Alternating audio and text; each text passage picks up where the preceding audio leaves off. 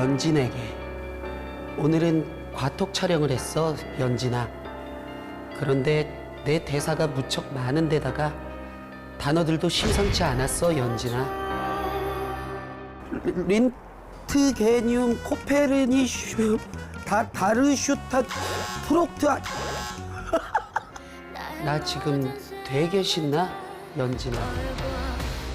잘한다, 과톡! 브라보! 멋지다, 박연진! 와! 아니 근데 박연진이 누구예요? 우리 작가 아니야? 아니, 연진이 아니라 희진이잖아. 아니 근데 내가 이거 김밥 먹다 생각한 건데 왜 김밥은 은박지에 쌀까? 어? 그거 궁금하지 않아? 예전부터 되게 궁금했는데. 그러면 차라리 오늘 이걸 주제로 할까? 그래서 정해진 이번 주 주제 알루미늄. 우리 주변에서는 흔히 알루미늄을 볼 수 있는데요. 주방에서 자주 쓰는 포일부터 음료수 캔, 껌종이, 초콜릿 포장, 과자 봉지 등 주로 음식물 보관에 이용합니다. 그 이유는 알루미늄이 가진 독특한 특징 때문인데요. 이를 알아볼 실험이 있습니다. 준비물은 다 먹고 비운 음료수 캔과 양초, 라이터, 휴지, 테이프 등입니다. 자, 그럼 먼저 초의 불을 켜볼게요. 자, 이제 초의 불을 켰고요. 이렇게 켜고 휴지를 초에 갖다 대면 어떻게 될까요? 이 타죠. 이렇게 이렇게 탑니다. 어린이 여러분은 꼭 조심하셔야 합니다. 자, 아무튼 이렇게 휴지는 바로 타는데 알루미늄 캔에 휴지를 밀착시켜서 감싸고 그 다음에 이걸 테이프로 붙여줄 거예요. 자, 이렇게 알루미늄 캔에 휴지를 밀착시켜서 감싸고 테이프로 고정을 해줬어요. 이 캔을 잡고 촛불 위에 올리면 과연 탈까요? 안 탈까요? 휴지로 싼 캔을 가까이 대보는데 어이? 불이 붙어 화르르 타버릴 거라는 예상과는 달리 잠잠히 그을리기만 할 뿐. 보이시죠? 그을름만 생기고 타지 않았습니다. 아까는 타서 재가 되어버렸는데요. 이번에는 휴지가 타지 않았어요. 어떻게 이런 일이 일어날 수 있느냐? 그건 바로 이 알루미늄 캔 덕분입니다. 휴지를 알루미늄 캔에 밀착시키고 촛불로 가열하면 열 에너지가 휴지가 아닌 알루미늄 캔으로 전달되어 휴지의 온도가 발화점 이상으로 높아지지 않아 타지 않게 됩니다. 알루미늄은 그만큼 열을 전달하는 능력인 열 전도율이 뛰어난 물질인데요. 알루미늄은 일반 철보다도 열 전도율이 뛰어납니다. 일상에서도 이런 원리를 이용한 경우를 찾아볼 수 있는데요. 딱딱하게 굳은 아이스크림, 그냥 숟가락으로 풀면 잘 안 퍼지지만 미지근한 물에 넣어놨던 알루미늄 스푼을 이용하면 열 전도율이 높은 알루미늄을 통해 열이 아이스크림으로 전달되어 아이스크림이 살짝 녹으며 쉽게 퍼지게 되죠. 그래서 이 식품 포장지에 알루미늄을 많이 사용한다고 합니다. 자, 이 봉지를 이렇게 뜯게 되면요. 이 안에 보이는 이 은색 부분, 이게 바로 알루미늄으로 만든 막입니다. 이 알루미늄 막이 바깥에서 들어온 열을 빠르게 내보내줘서 안쪽에 있는 식품이 변질되는 것을 막아준다고 합니다. 알루미늄 꿀팁! 자, 지금부터는 알루미늄의 특징을 이용한 꿀팁을 전수해 드리도록 하겠습니다. 아, 시원한 음료수가 마시고 싶다. 그런데 하필 미적지근해.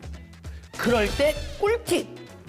냉동실에 넣어 놓으시면 되는데 알루미늄 포일을 감싸서 넣어 보세요.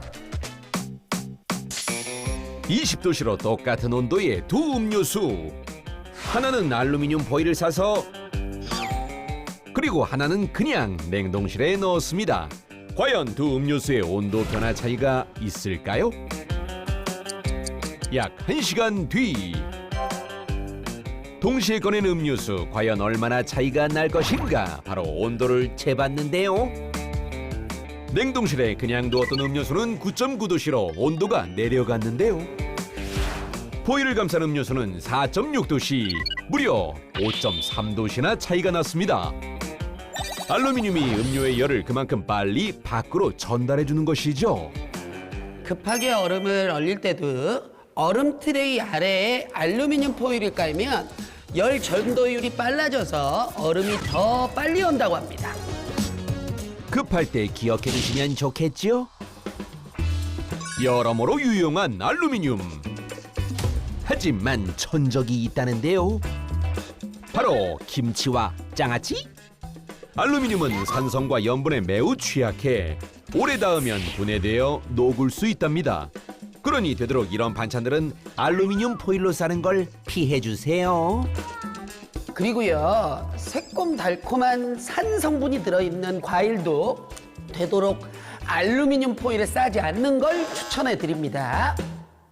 하지만 김밥은 괜찮아, 연진아. 희진이라고. 희진이. 파이팅 알루미늄. 브라보. 멋지다 알루미늄. 이번 주 핫 이슈. 지난 17일이었죠. 서울과학기술회관에서 아주 특별한 행사가 열렸습니다. 바로 대한민국 과학기술이 이룩한 연구개발 성과를 국민과 공유하는 릴레이 R&D 쇼케이스 알쏭달쏭 행사인데요. 3월 바이오 분야를 시작으로 반도체, 수소, 2차전지, 원자력, 나노 소재, 무인이동체, 디스플레이, 우주 등 릴레이로 쇼케이스가 이어질 예정입니다. 행사장엔 다양한 체험 콘텐츠도 준비되어 있었는데요. 지금 보이는 이건 바로 오가노이드라는 겁니다. 인간의 조직을 모사하는 장기 유사체라고 알려져 있고요. 대표적으로는 인간을 구성하고 있는 세포를 모사하거나 혹은 그 구조적 특징을 모사할 수 있다는 측면에서 세포 치료제로서 이 오가노이드가 활용되기 위한 다양한 연구들을 진행을 하고 있습니다. 한편 행사장 한켠에 사람들의 시선을 사로잡는 것이 있었으니 아니 이건 드론 아닌가요? 저희는 뇌파를 이용해서 저 드론을 날리는 이런 걸 보여드리고 싶어서 저희는 드론을 가지고 나왔습니다. 네. 뇌파로 드론을 날린다고요? 뇌파는 뇌에서 나오는 전기적 파동인데요. 이를 헤드셋을 통해 인식한 뒤 사물 인터넷과 연결해 드론을 조종한다고 하네요. 저희는 이 산업안전모의 요 안쪽에 뇌파를 포함한 생체 신호를 읽을 수 있는 장치를 부착해서 산업 현장에 있는 위험한 장비들을 멈추기도 하고 또 작업자한테 휴식을 권고하기도 하고 하는 이런 기술들을 개발하고 있습니다. 특히 코로나19와 고령화 인구 증가로 의료 산업에 대한 관심이 그 어느 때보다 커진 상황. 바이오 분야에서는 올해 굵직한 성과들도 많았다고 하는군요. 특히 새로운 약물을 개발해 중화권 수출 계약을 따내기도 했습니다. 대표적인 것이 폐의 섬유화를 막는 특발성 폐섬유증 치료제인데요. 콜라겐 성분 중에 프롤린이 핵심인데 이 프롤린을 생성되지 못하게 함으로 인해서 콜라겐이 안 만들어지고 섬유화증이 발생하지 않게 돼서 폐섬유화증의 진행을 막게 하는 기전입니다. 이런 프롤린을 타겟으로 한 약제가 개발된 건 이번이 최초라고 하는군요. 이 약제가 이제 혁신적으로 이제 평가돼 가지고 국가신약개발사업단의 지원을 받았고 이미 이상 중에 4천억 원의 이제 기술 수출 계약을 맺었다는 거, 이것도 큰 성과로 생각하고 있습니다. 또 다른 성과는 새로운 암 치료 기술 개발과 이를 통해 이루어진 1,500억 원 규모의 기술 이전입니다. 암 치료를 위해서 내추럴 킬러셀, NK셀 세라피를 이용하는 이제 치료 기술을 그동안에 개발해 왔는데요. 임상 연구 결과 치료하지 않는 그 환자에 비해서 생존율이 3배 이상 증가하는 그런 결과를 얻었고요. NK세포는 우리 혈액 속에 있는 세포 중 하나로 바이러스나 암세포를 살상하는 면역세포인데요. 개발된 기술은 암세포와 싸울 수 있는 NK세포를 대량으로 배양해 암 환자에게 투여하는 새로운 치료 방식이랍니다. 다음 기술은 바로 뇌와 관련이 있다고 하는데요. 뇌에 삽입해서 뇌 신호를 측정을 하고 이제 뇌 기능을 제어할 수 있는 뭐 그런 브레인칩 연구를 하고 있는데요.